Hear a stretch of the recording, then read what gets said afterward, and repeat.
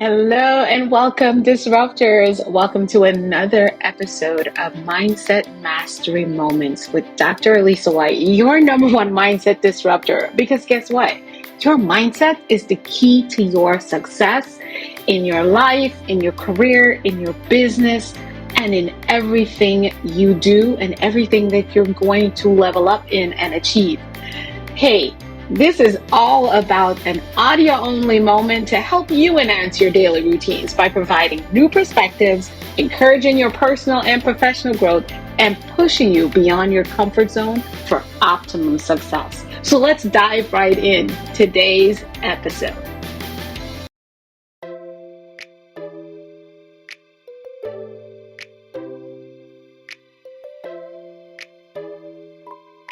Hello, disruptors, and welcome back to another empowering episode of Mindset Mastery Moments.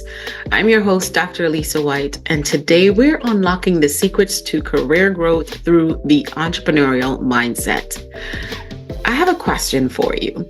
Have you ever wondered how adopting an entrepreneurial mindset can elevate your career, regardless of your role or the industry that you may be working in? Well, what if I told you that embracing the entrepreneurial mindset could be the key to not only thriving in your current job, but also propelling your career to new heights? And well, what if I told you that the mindset behind successful entrepreneur holds the key to supercharging your career growth? If you've ever wondered about any of this, if you are a workingpreneur where you have a job and you're working part-time as an entrepreneur, or you think about entrepreneurship often and you ponder, what is this whole vibe? Why is everyone wanting to be an entrepreneur? You may be a teenager or an adult, a young adult, or even a seasoned adult. Whatever it is, today we are unraveling my 7 benefits that I have determined that can shape your professional journey. Can you imagine the possibilities that lie ahead if you did a shift into having an entrepreneurial mindset while you still work or possibly serve? So get ready to transform your professional journey today after a word from our sponsors. We'll be right back.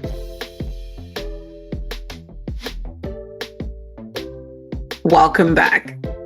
Today we're delving into real life stories backed by research and a little bit of advice from uber successful disruptive entrepreneurs that we all know, to show you how adopting an entrepreneurial mindset can be the game changer. So are you ready to take the first step towards your empowered future? Let's dive in. So you might be in a space where you're like, okay, Dr. Alisa, what on earth really is an entrepreneurial mindset? Well, I'm glad you asked. Before we explore the benefits, let's just go into clarifying exactly what I mean or what we're talking about when we say entrepreneurial mindset. An entrepreneurial mindset, it's the mindset that brings creativity, adaptability, and I would like to say more of a proactive approach to your professional life. It's about thinking like an entrepreneur no matter what your role or job title is. Yes, I argue the fact that if as an employee, you have an entrepreneurial mindset, you will emerge as an absolute asset to the organization, company that you work in, no matter how small, how large, who the owner is, or how the manager is. If you garnish and work and flow in an entrepreneurial mindset, you will emerge as a top performer, which once you emerge as a top performer, what happens? It guarantees success, not only for you, for the company, it guarantees success in your bottom line as an individual, which is, you know what, the compensation, your money, the dinero, the paisa. So you might also be asking me, how does an entrepreneur think since there is an entrepreneurial mindset? And again, I am so glad you asked. Say less. I got you. Number one, when we're thinking about an entrepreneurial mindset, one of the things that entrepreneurs are synonymous for, and if you missed the last episode, you might go back there and it will tell you even more. But I've got three little dots for us to go with today. And that number one thing is my favorite mindset that I believe we ought to teach in schools, we ought to teach in colleges, we ought to teach as a part of our curriculum. Come on, somebody. Is to embrace a growth mindset. Entrepreneurs are known for their ability to view challenges as opportunities for growth. Entrepreneurs also adopt a growth mindset, which means seeing setbacks as a chance to learn and improve. Rather than fearing failure, entrepreneurs are really those individuals who understand that failure is an inherent part of their journey to success. And so, as I would always say, they use it as a stepping stone for greatness. So I want you to ask yourself this question. How can I approach challenges with a mindset of growth and learning? Then the second thing that I have to say that is a very significant and distinct way of how entrepreneurs think is that they take calculated risk. Entrepreneurs are risk takers. Yes, but it's not about those reckless decisions. As I would always point out, it's more about making informed, calculated decisions with a careful air of consideration for all of the potential outcomes that can derive from the set decision that we make. I want you to think about this. Think about risk as associated with your goals. Weigh the pros, weigh the cons, and be willing to step outside your comfort zone. Ask yourself, what calculated risk can I take to propel myself forward in my career or even in my personal pursuits? And the third way that entrepreneurs think is we cultivate a solution-oriented approach. Yes, entrepreneurs are problem solvers at heart. We don't just sit there and talk and lament and whine and complain. Instead of dwelling on obstacles, we focus on finding solutions. And then we develop the habit of approaching challenges with a positive, solution-oriented mindset. When we're faced with a problem, we ask ourselves, what practical steps can I take to overcome this? And instead of, I can't, I don't know how, we say, how can I? For those who have watched me on shows or other podcasts or wherever you've heard me, you know I say the how can I turn this challenge into an opportunity? So the three ways that entrepreneur thinks, let's recap real quick. Embracing a growth mindset. Second, take calculated risk. And third, cultivate a solution-oriented approach. So, as I went through those, have you heard how? Have you even begun to think if you approach your work life, your career, your quote unquote, as we often say, job from this view of the world, how many things, not just for your employer or the benefits of your colleagues, but just how much your days would go by with a sense of productivity in your thought process. We will be right back after these messages.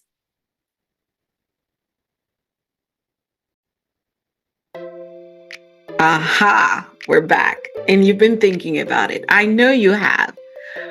We're back and we're just only talking about how the entrepreneur thinks. And so I hope that with those top three, what I believe to be the entrepreneurial mindset has already started to help you shift how you can really, really, and truly use the entrepreneurial mindset as an advantage for your career growth.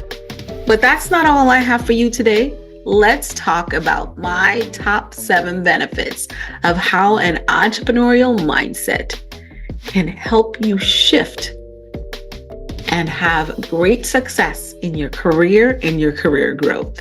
Number 1, innovation and problem solving. You see, I love what Steve Jobs said. He said that innovation distinguishes between a leader and a follower. Yes, my dear friend, I always tell my students in my career development classes and courses that the money is at the top. The money is at the top, which means you're going to have to learn how to distinguish yourself as a leader to make it through the ranks where they pay the highest check. As my dear friend and mentor, Dr. Kareem Ellis, says, money is a reward for solving a problem. So based on the problem that you solve, that is how you get paid. And so if you're going to follow, there is a certain gap between the follower and the leader in their paycheck. So I want you to consider, and in these scenarios, I'm going to share with you real life examples of individuals I've worked with, as far as maybe a coach, a mentor, or just individuals that I know. So I'm going to change names and even job titles to help us understand a little bit more. So when I talk about innovation and problem solving, I remember, let's call her Sarah. She was a marketing specialist. And by innovating her approach to social media campaigns, she not only increased engagement for the company she worked for, but she also caught the attention of top management. What do you think happened when she used her innovative problem-solving skill for the company she worked for?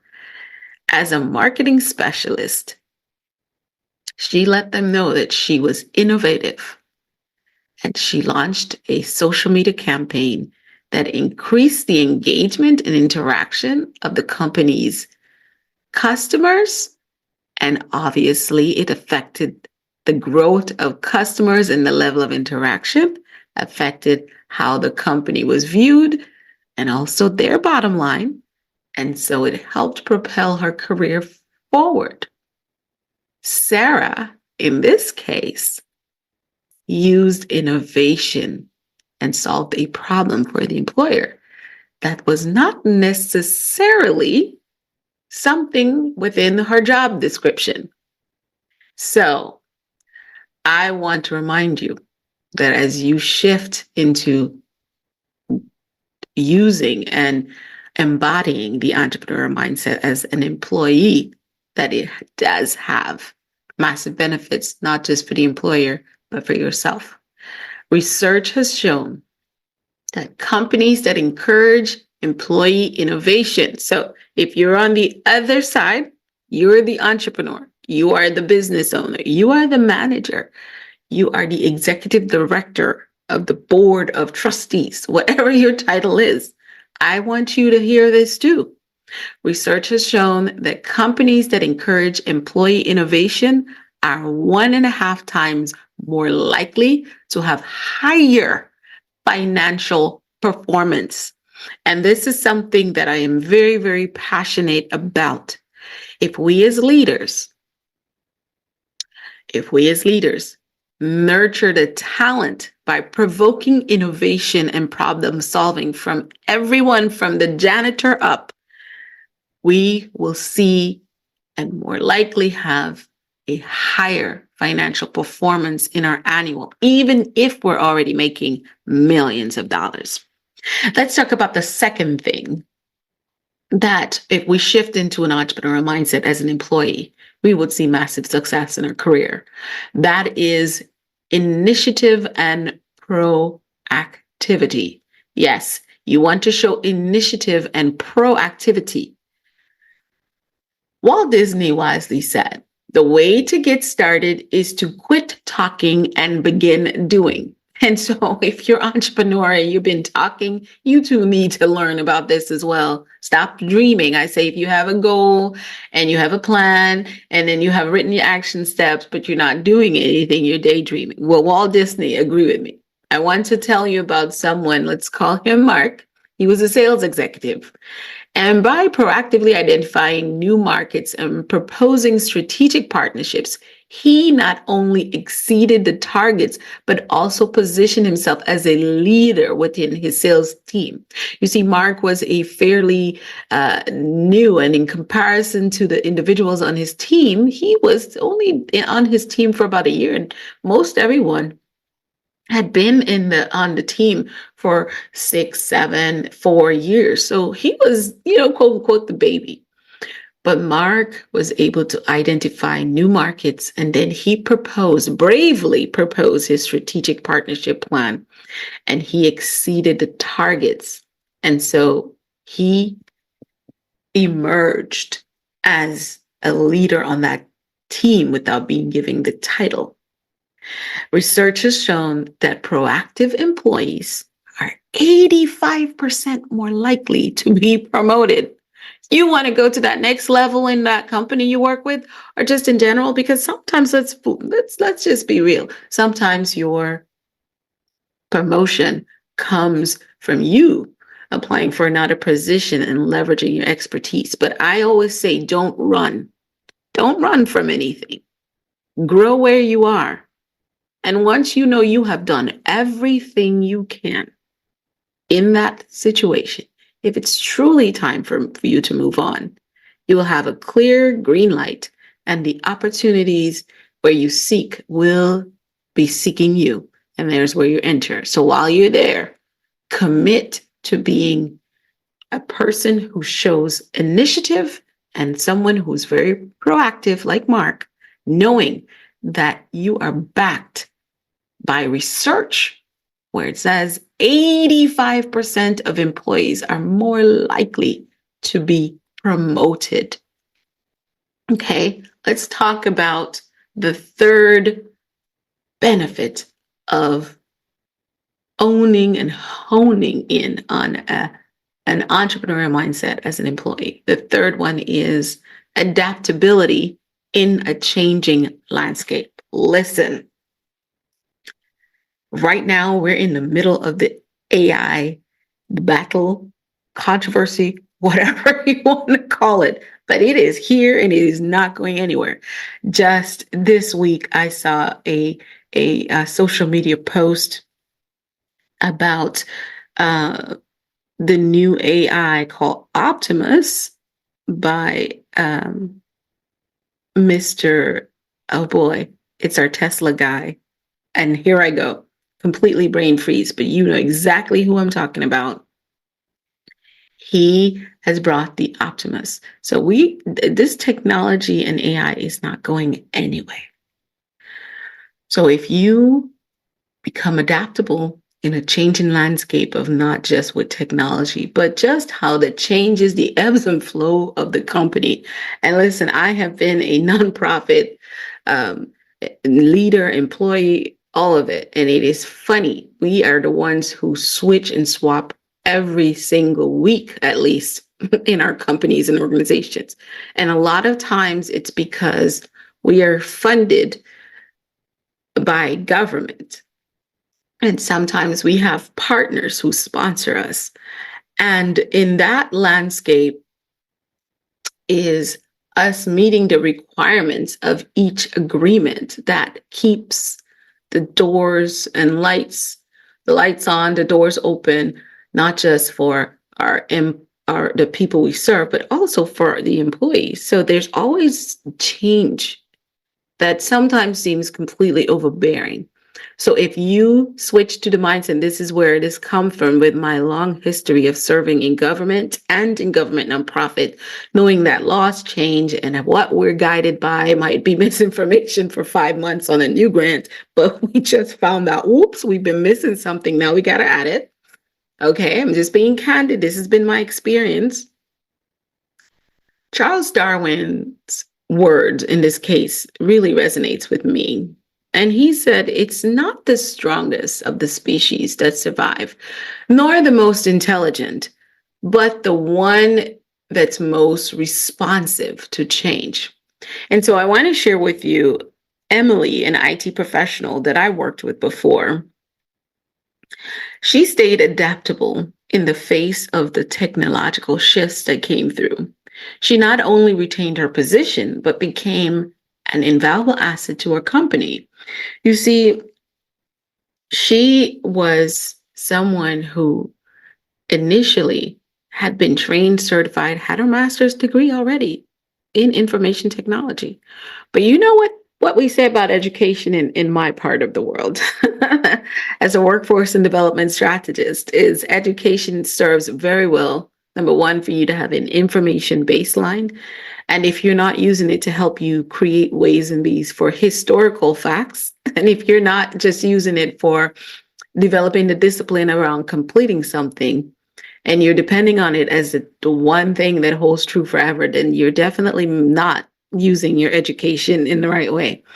So education is ongoing. Remember, we talked about that growth mindset? Yes. So Emily embodied the growth mindset, and then she connected that with adaptability to change.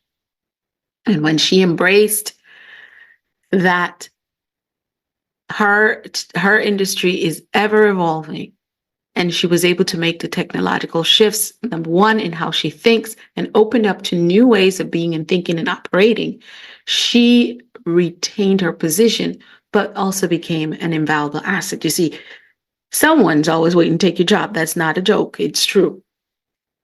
And unfortunately, a lot of times I don't like encouraging my clients and individuals I work with to think that to approach their job search or their career growth with the limiting belief of scarcity and lack. I want you to say there's a lot of opportunities, and I want you to believe that from the core. But I also want you to be clear of the fact that someone is waiting to take your job. Someone thinks they can do it better. So you have to be the first person to be thinking that you can do your job better by creating an adaptability to change, number one, and keeping an open growth mindset about what it is you do. Stay learning. Your degree from 10 years ago is almost pretty much extinct.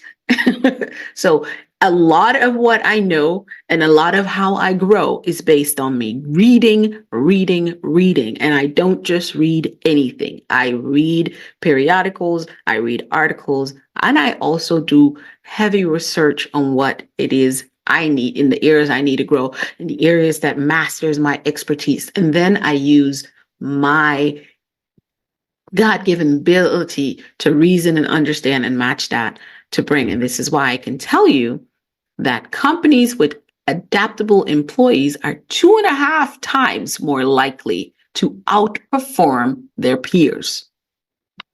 2.5 times. That would be something for them to catch up. If you're already excellent, but you're adaptable, and you're 2.5 times more likely to outperform your peers. So I want you to sit back. We have gone through innovative problem solving, initiative and proactivity, adaptability in a changing landscape. We will be right back after these messages. All right, we're back. Well, I hope you have been taking notes, and this is shifting. You're shifting along with me on this journey.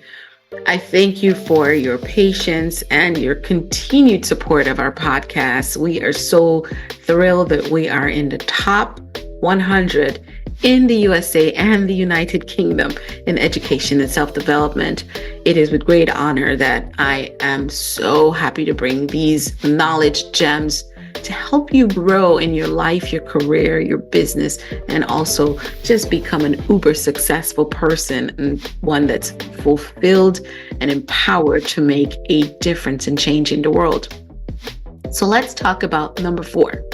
Number 4 is ownership and accountability.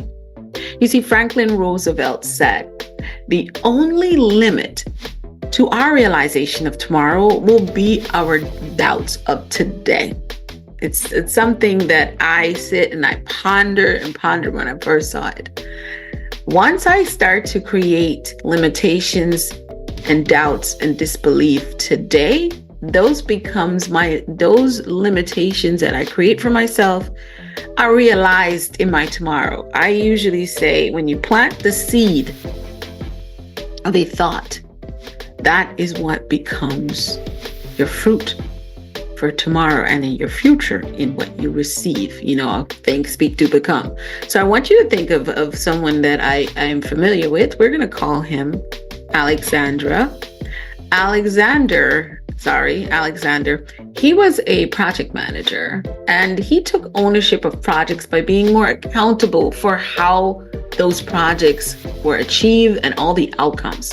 He not only gained the trust of his team, but he also paved the way for his next leadership roles. You see, when you step up and you take ownership and accountability for what happens around you, whether it is your job or not. See, Alex was the project manager.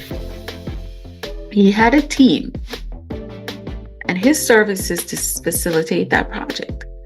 But in that process, he took ownership for the outcomes, and he accepted accountability as said manager. See, a lot of individuals will pass on, a lot of middle managers, we pass on the task to the team and we hold them accountable for the success. Let me correct myself, for the failure or the lack of performance. But we never take accountability for how the whole thing is going. If you're taking ownership and accountability as if this thing was yours, you would gel with the team. You will make sure they're motivated. You'll make sure that they have the tools that they need, and you will not micromanage them, but you will support their 100% success in each area that they are responsible to lead, which will now bring the team to a place of ownership and accountability that really knocks it out of the park on the project, like Alexander did. Research shows that employees who take ownership are 50% more likely to be recognized for their contributions. Here's the thing. We live in a society today where many of the managers and leaders of companies do not necessarily take the time to recognize your contributions. Don't get caught up in it. You still need to take ownership and accountability, because your work and your track record will always speak for itself. And again, when it's time for you to move on, you have already been in a great practice of taking ownership and accountability.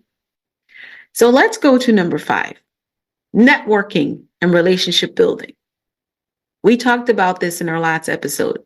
Entrepreneurs are rock stars at network and relationship building. And therefore, as an employee, if you want to level up in your career and garnish success, you're going to have to master that as well. Some of the top people I've worked with who I absolutely admire, and I've had to learn how to grow, is those individuals who are willing to go out and talk about, we call them recruiters and community partners. And listen, we all should be doing that. Porter Gales said, your network is equivalent of your net worth. And for me, it is very, very powerful. Your network is equivalent to your net worth. Network are the people you associate with in your business and in your life.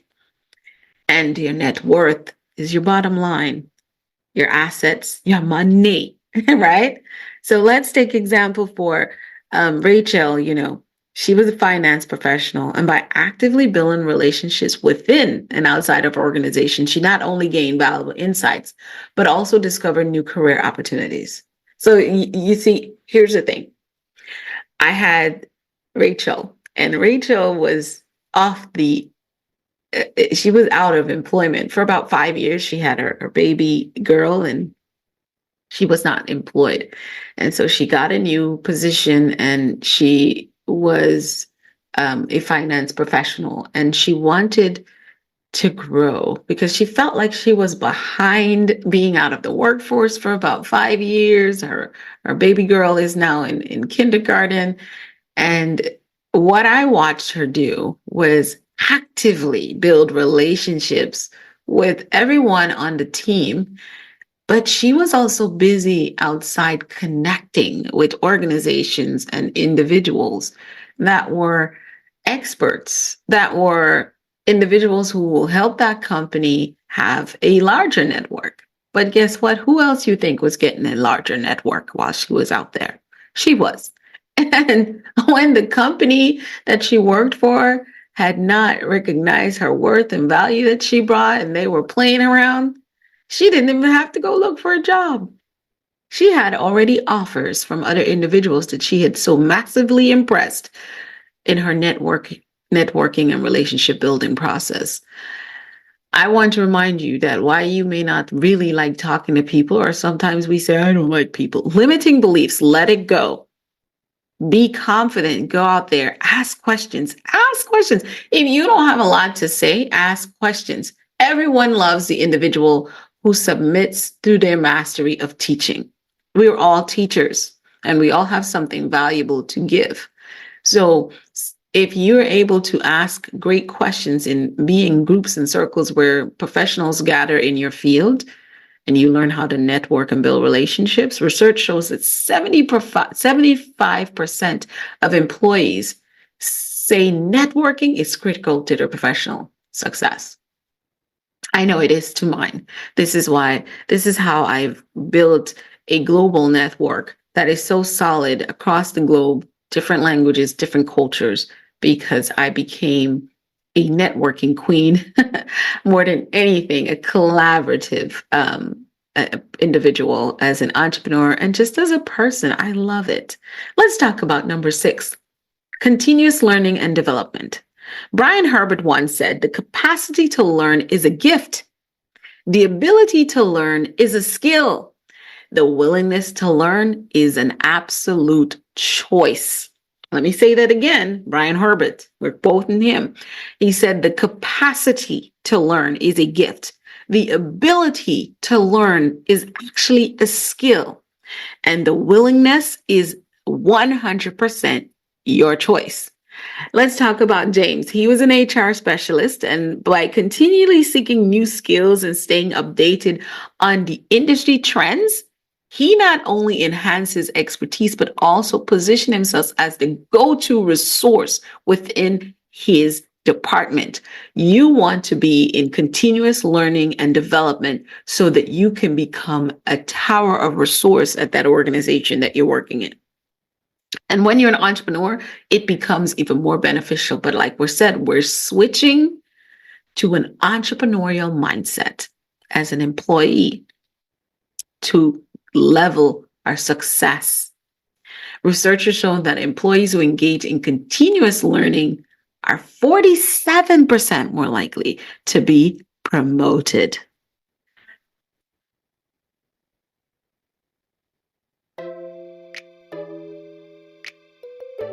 Woo! It's been a long one, and I thank you for your patience with my voice today. I've been fighting off successfully the heebie-jeebies of the winter season. Everyone that I've been in contact with has got a sneeze, a cough, a cold, and my immune system is rising to the challenge. Notice I did not say I'm getting sick. My immune system is rising to the challenge of keeping me safe and from going down, but my voice is cracked just a little bit. And we are at number 7. Again, we're shifting into honing in 7 benefits of an entrepreneurial mindset that you can use to level up and grow in your career path. And the last one, you heard it. I talk about it all the time. Risk-taking and resilience. Yes, risk-taking and resilience. Richard Branson is someone that we can look at. He said this that I absolutely love. Do not be embarrassed by your failures. Learn from them. Do not be embarrassed by your failures. Learn from them. And so I also subscribe to how you do everything. How you do one thing is how you tend to do everything. And so it's not only in our professional life that failure occurs, right? Let's talk about this. A divorce, a breakup, an investment into a business opportunity, investment into a relationship of any sort. When it doesn't work out, it presents as a failure. You can let shame and grief overwhelm you, or you can sit there, learn from it as quickly as possible, and move on. Pivoting. Listen, what I'm downloading right now. I want you to listen to me because you guys know it's there's no successful career or business without you. I talk about entrepreneurship and leadership having eyes and ship, and then there's an I in ship. It's always you. So everything about you matters and how you think. If you don't want to take a risk on letting someone in for conversation, if you don't want to take a risk on trusting someone to help you build your website, if you don't want to take a risk on getting a coach to help you write your resume, if you don't want to take a risk on getting to know that young man or woman that you're so attracted to, if you don't want to practice the resilience of learning from the failed relationship, from the failed investment, if you don't want to get into practice of, as Richard Branson said, not being embarrassed, not getting stuck. Basically, he's saying not getting stuck because, shame and embarrassment will freeze you in place, right? And you don't want to quickly pivot with resilience into learning what you can learn and just putting one step in front of the other. You're definitely getting stuck in your career, in your life, in your business, in everything you do. Because if you encourage it in one spot, it will multiply in many areas of your life. So I want you to think about Jessica. Jessica calls herself an entrepreneur, and she really is what I would call a startup enthusiast. She had to learn how to take calculated risk in her journey. She not only founded her own company, but she also showcased resilience in the face of challenges, ultimately achieving remarkable success. You see, in my own journey, many of you may be in tuned as you might be researching me, or you've heard me give my speeches and my talks, or you might be coached or mentored by me in some part of your journey, or you're looking forward to it as you become a part of our exciting, fast-growing community, Mindset Mastery 360. My journey, I have suffered just like you, heartbreak, divorce. I've had miscarriage. I've had struggled and journeyed through the journey of infertility. I had a memory loss as a young child. When we talk about resilience, that's one thing, right? We've all shown resilience in one way or the other. And I'm not saying it's very easy, because the harder the thing, the harder the event, the more painful the event. A lot of times we don't realize just because we got up and went to work, just because we get up and we're doing the thing, it doesn't mean you're being resilient, because in your mind, if you are stuck, you are not in resilience, you are in resistance, but you're functioning. You are functioning masterfully in resistance to the path that you have been given, because you will not do the second portion of what number 7 is. You won't take a risk. You have to learn to take risk, calculated risk, because you have learned from the failures. It's not the same as the first time, and you're going to have to trust that. You're going to have to trust whatever higher power you believe in that you have learned, you have examined, and you've moved on. And you pivot quickly, true entrepreneurs. And so if you learn how to do that in your personal life, in your professional life, research has shown that entrepreneurs who demonstrate resilience are 30% more likely to succeed.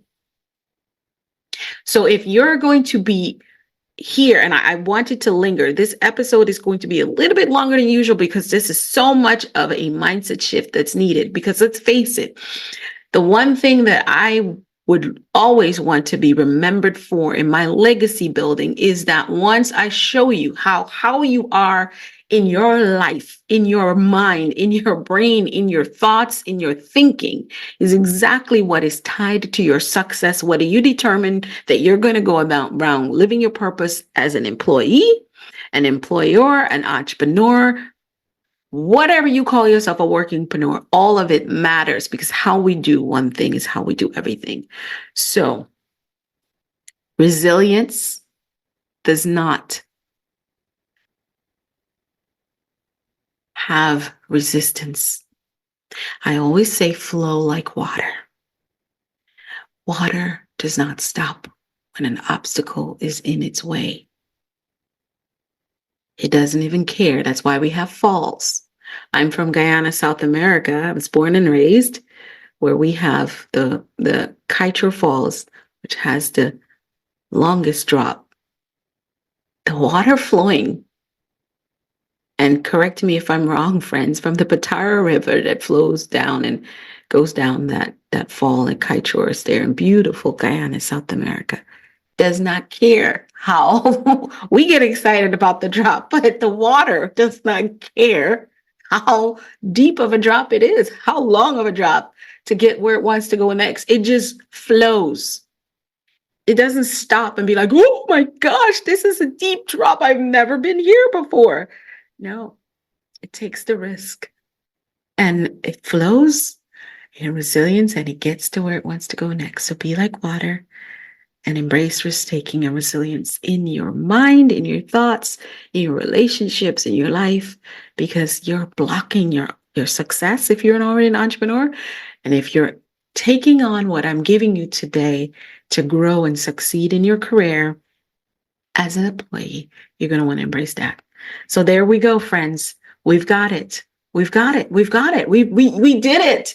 You stood through. We know the 3 top ways of how an entrepreneur thinks: embracing a growth mindset, taking calculated risk, and cultivating a solution-oriented approach to everything. Also, knowing that when you embrace that entrepreneurial mindset, you are coming to your job, to your workplace with innovative problem solving. Your initiative, you're taking initiative and being proactive. You're adapting to ever-changing landscapes in your field, in your industry, at your job.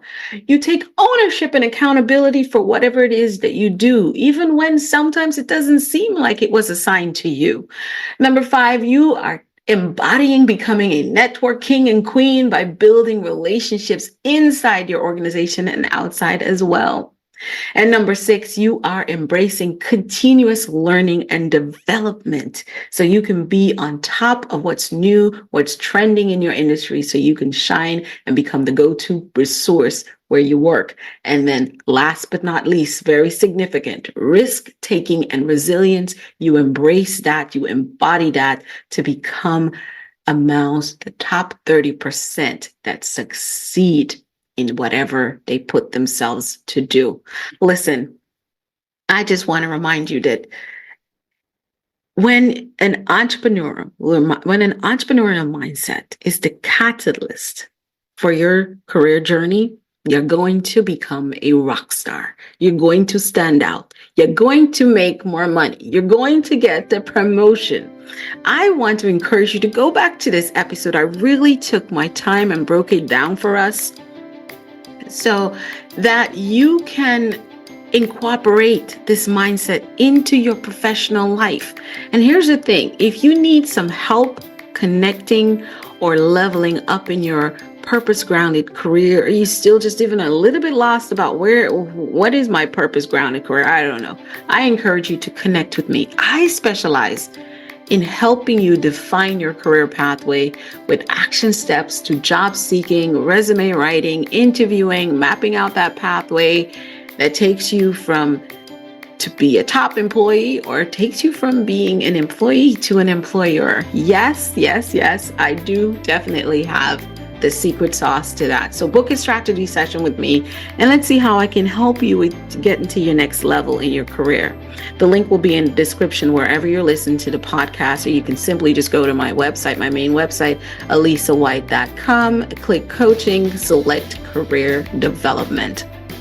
Again, I want to remind you that every single thing begins with how we think. How we think and how we're showing up based on the feelings that we got even when we were in the cradle, even when we were in the womb. You see, when we have feelings, they ignite thoughts.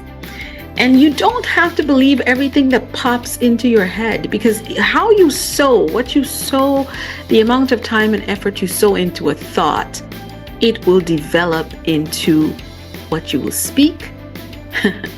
It will develop into your actions and your habits, and that will determine the results you get. You see, just to linger a little bit longer on the seeds of our thoughts and what pops into your head, something just told me I needed to emphasize that. Here's the thing. We talked about the failure a little bit. Whew. If you're constantly hovering